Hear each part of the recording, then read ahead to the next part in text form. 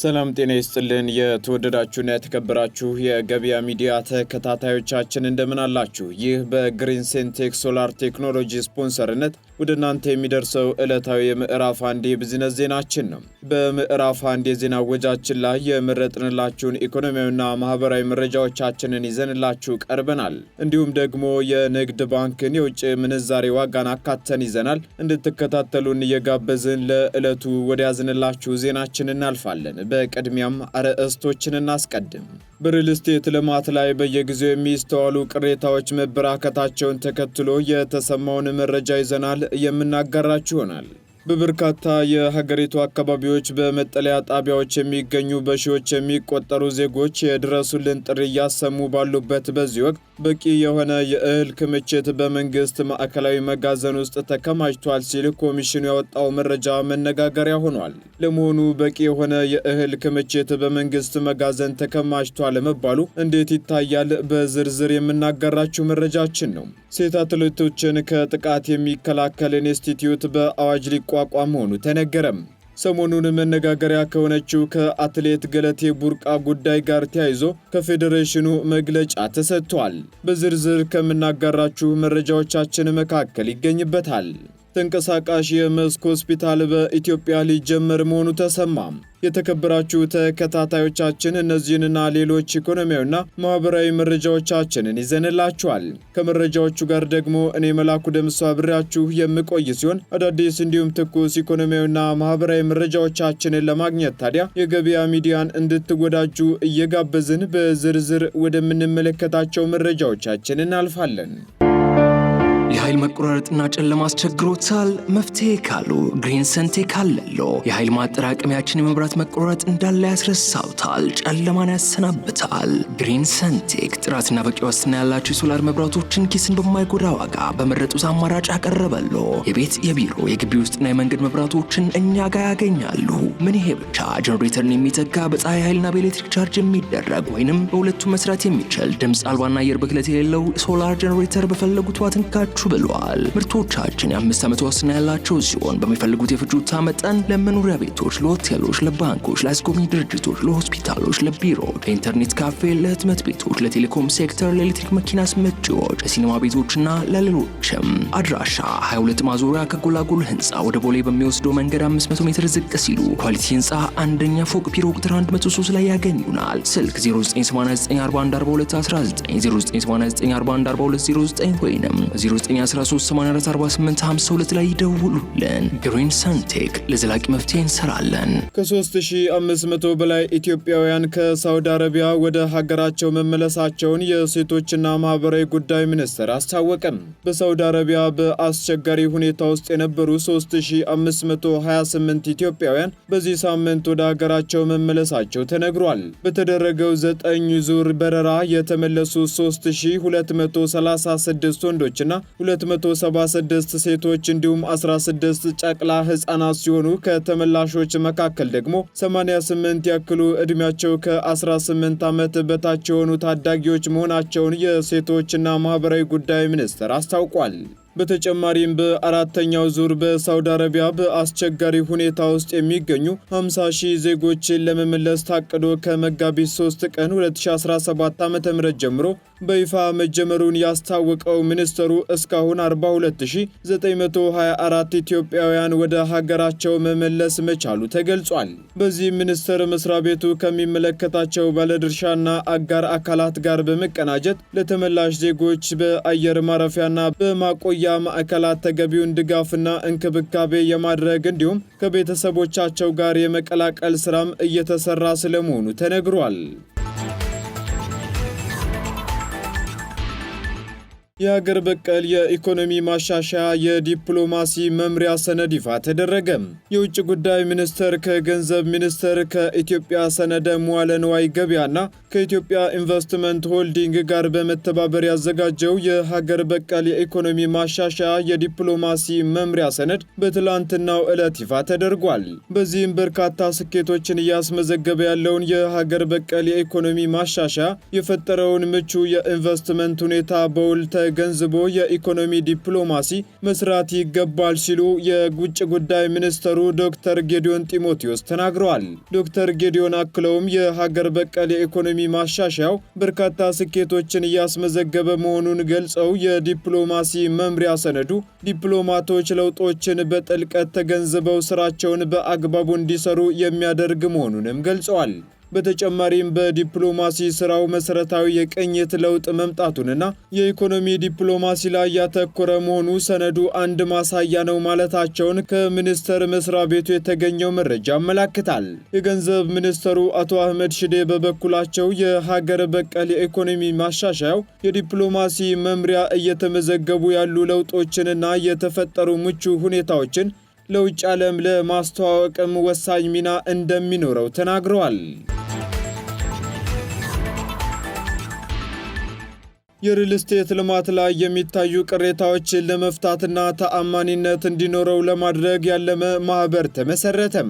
ይህ የተገለጸውን በትላንትናው ዕለት የኢትዮጵያ ሪል ስቴት አልሚዎች ማህበር መመስረቱን ማህበሩ በሰጠው ጋዜጣዊ መግለጫ ወቅት ሲሆን ዘርፉ የተአማኒነት ጥያቄ በስፋት እየተነሳበት መሆኑን በመመልከት ይህንን ለመፍታት የሚያስችል አሰራር እንደሚኖረውም ተገልጿል።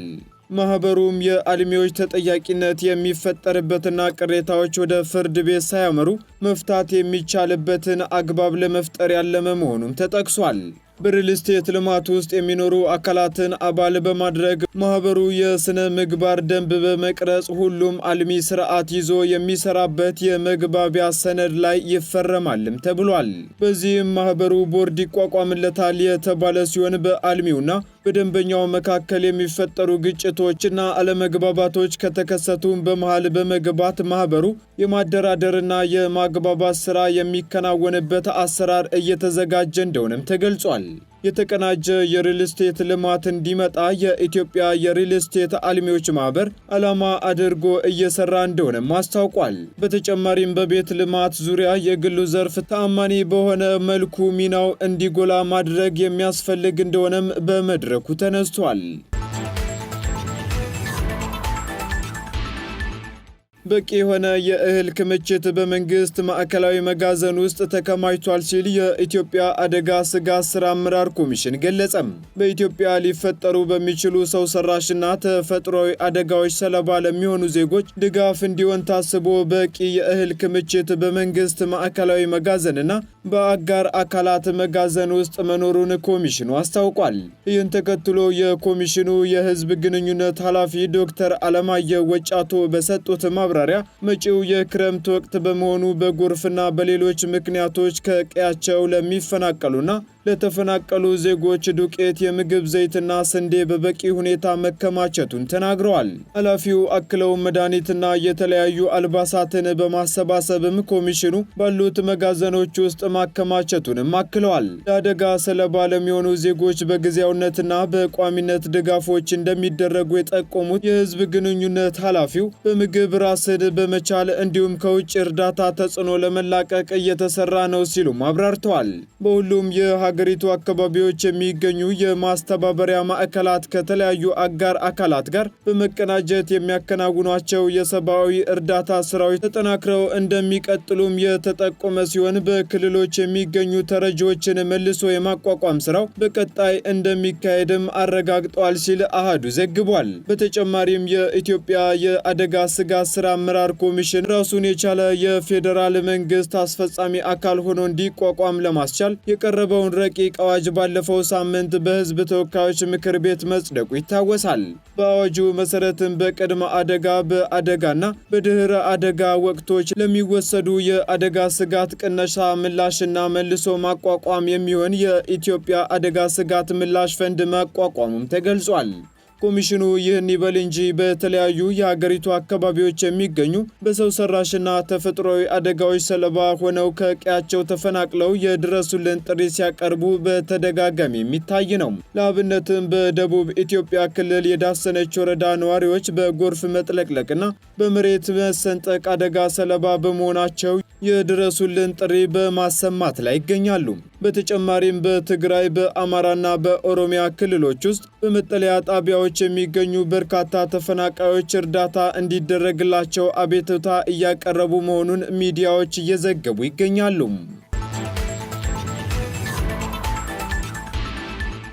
ተንቀሳቃሽ የመስክ ሆስፒታል በኢትዮጵያ ድንገተኛ የጤና አደጋዎች ምላሽ አሰጣጥ ላይ አቅምን ያሳድጋል ተባለም።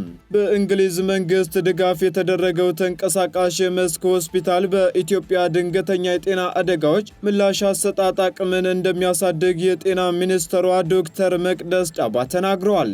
በዚህም ድጋፉን በኢትዮጵያ የእንግሊዝ ኤምባሲ ዩኬ ሜድ በተሰኘ ድርጅት ጋር በመተባበር የተደረገ ሲሆን 12 ድንኳኖችን የያዘና የተለያዩ የሕክምና አገልግሎት ተደራሽ ማድረግ የሚያስችል መሆኑም ተገልጿል። ይህን ተከትሎ በኢትዮጵያ ለድንገተኛ አደጋዎች ፈጣን ምላሽ የሚሰጥ ቡድን የማደራጀቱ ስራ በትኩረት ሲከናወን ቆይቷል የተባለ ሲሆን 200 የድንገተኛ ሕክምና የሚሰጡ ባለሙያዎች ሰልጥነው ዝግጁ መሆናቸውን ዶክተር መቅደስ ተናግረዋል። የእንግሊዝ መንግስት ተንቀሳቃሽ የመስክ ሆስፒታል ድጋፍ ማድረጉም ድንገተኛ የጤና አደጋዎች ፈጣን ምላሽ መስጠት የሚያስችል መሆኑም ተነግሯል። በመስክ ሆስፒታሉ የኢትዮጵያ ድንገተኛ አደጋዎች ምላሽ ሰጪ ባለሙያዎች ልምምድ እንደሚያደርጉም የተጠቆመ ሲሆን ይህ ደግሞ ድንገተኛ ጤና አደጋዎች ምላሽ አሰጣጥ እንደ ሀገር ያለንበትን ደረጃም የምንገመግምበት ነው ሲሉ ዶክተር መቅደስ አክለዋል። ከእንግሊዝ የመጡ የጤና ባለሙያዎችም ለኢትዮጵያውያን ባለሙያዎች ልምድ እንደሚያካፍሉም ሚኒስትሯ ተናግረዋል። በኢትዮጵያ የእንግሊዝ አምባሳደር ዳረን ዌልስ በበኩላቸው የኢትዮጵያ መንግስት ድንገተኛ የጤና አደጋዎች ከራስ ባለፈ ሌሎች ሀገራትን በመሳተፍ እያከናወነ ያለው ተግባር የሚበረታታ መሆኑን ገልጸዋል። የኢትዮጵያ ሕብረተሰብ ጤና ኢንስቲትዩት ዋና ዳይሬክተር ዶክተር መሳይ ኃይሉ በበኩላቸው ይህ የሚጀምረው ተንቀሳቃሽ ሆስፒታሉ በቀላሉ ከቦታ ቦታ በመዘዋወር አገልግሎት መስጠት የሚያስችል የነፍስ አድን መሳሪያዎችና የተለያዩ የሕክምና ቁሳቁሶችን የያዘ መሆኑን ጠቅሰዋል። በሌላ በኩል ደግሞ ባለፉት 10 ወራት በተደረገ የቁጥጥር ስራ 98 የጤና ተቋማት፣ 105 የመድኃኒት ችርቻሮ ተቋማት እንዲሁም 940 የምግብና ጤና ነክ ተቋማት ላይ እርምጃ መወሰዱን የአዲስ አበባ ምግብና መድኃኒት ባለስልጣን አስታውቋል። እርምጃ ከተወሰደባቸው 1143 ተቋማት 916 የጽሑፍ ማስጠንቀቂያ፣ 220 በጊዜያዊነት የታሸጉና 7 ተቋማት ደግሞ ብቃታቸው የተሰረዘባቸው መሆናቸውን በባለስልጣኑ የምግብና ጤና ነክ ቁጥጥር ዳይሬክተሩ አቶ እስጢፋኖስ ጌታቸው መናገራቸውን በትላንትናው ዕለት ዜና ወጃችን ወደ እናንተ ማድረሳችን አይዘነጋም። ቀጥለናል። ውድ ተከታታዮቻችን ሴት አትሌቶችን ከጥቃት የሚከላከል ኢንስቲትዩት በአዋጅ ሊቋቋም መሆኑን የኢትዮጵያ አትሌቲክስ ፌዴሬሽን አስታወቀም። ቢቢሲን ጨምሮ ታላላቅ የምዕራቡ ዓለም ሚዲያዎች የምስራቅ አፍሪካ ሴት አትሌቶችን ጥቃት በተመለከተ በየጊዜው የሚያወጧቸው ዘገባዎች ቁጥራቸው ቀላል የሚባል አይደለም። ለአብነትም ዩጋንዳዊቷ አትሌት ርብቃ ቺፕቴጌ በወንድ ጓደኛዋ በደረሰባት ጥቃት ሕይወቷ ያለፈበት በቅርቡ የአትሌቲክሱ ዓለም መነጋገሪያ ጉዳይ እንደነበር ይታወሳል። በተጨማሪም 2 ኬንያውያን አትሌቶች በተመሳሳይ ሁኔታ ሕይወታቸው እንዲያልፉ የተደረጉ መሆናቸውን በምስራቅ አፍሪካ እንስት አትሌቶች እየተጋፈጡት ያለውን መከራ በሚገባ የሚያሳይ ነው ተብሏል። በኢትዮጵያም ደግሞ የጉዳዩ አሳሳቢነት የሚስተዋል ሲሆን ከሰሞኑ አትሌት ገለቴ ቡርቃ በባለቤቷ ያጋጠማት ፈተና የዚህ አካል መሆኑን ፌዴሬሽኑ አስታውቋል። የኢትዮጵያ አትሌቲክስ ፌዴሬሽን ይህንን ጨምሮ በምስራቅ አፍሪካ በአትሌቶች ላይ የሚደርሱ የተለያዩ ጥቃቶችን በተለይም በሴት አትሌቶች ላይ እየደረሰ ያለውን እንግልት አሳሳቢ ነው ብሏል። ፌዴሬሽኑ ይህን ያለው ዛሬ በሰጠው ጋዜጣዊ መግለጫ ሲሆን በመግለጫው 2 ጉዳዮች ላይ እንደሚያተኩርም ተነግሯል። የፌዴሬሽኑ መግለጫ ያተኮረበት አንደኛው ጉዳይ አትሌቶችን ከመሰል ጥቃት የሚከላከል ኢንስቲትዩት በአዋጅ መቋቋምን የተመለከተ ሲሆን ጉዳዩ በምስራቅ አፍሪካ እየተባባሰ በመሆኑ ሳቢያ እንዲህ አይነት ጉዳዮች ሲገጥሙ በተለየ መልኩ በፍርድ ቤት መታየት እንዳለበት የሚያዝ ነው ተብሏል።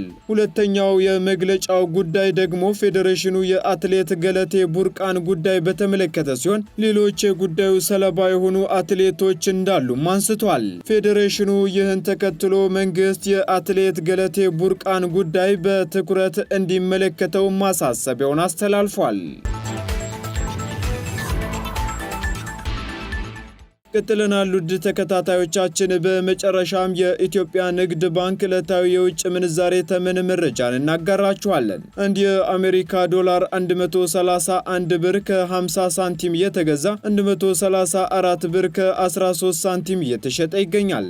እንዲሁም ፓውንድ ስተርሊንግ 174 ብር ከ49 ሳንቲም እየተገዛ 177 ብር ከ98 ሳንቲም እየተሸጠ ይገኛል። ዩሮ ደግሞ 149 ብር ከ82 ሳንቲም እየተገዛ 152 ብር ከ82 ሳንቲም እየተሸጠ ይገኛል። ስዊስ ፍራንክ 156 ብር ከ98 ሳንቲም እየተገዛ 160 ብር ከ12 ሳንቲም እየተሸጠ ይገኛል።